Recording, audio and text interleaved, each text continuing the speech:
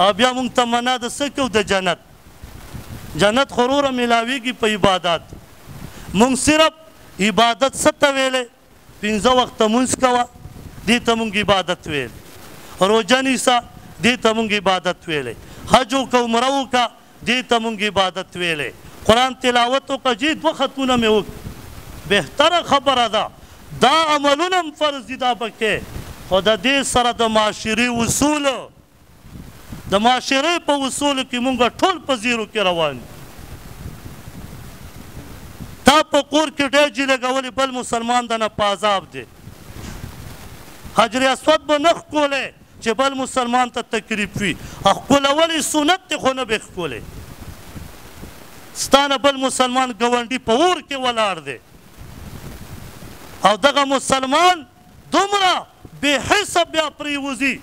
که چرې په قرآن باندې د ماسخوتن په سپیکر باندې ترجمه کیږي ټلیفونونه وشي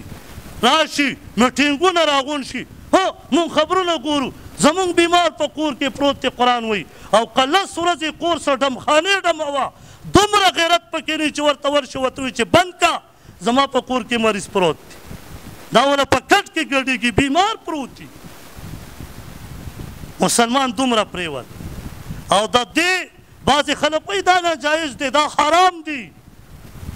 قرآن کې الله فرمایي ومن الناس من یشتری لهو الحدیث ابن عباس رضی الله تعالی عنہ د دې تفسیر لاندې لیکي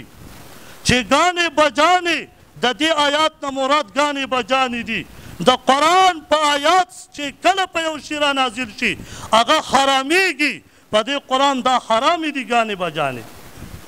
دا نه ده چې ته وایې دا ناجایز کار دی مړه وړه ګناه ده که ښه دې ورته وویل کافر کېږي پې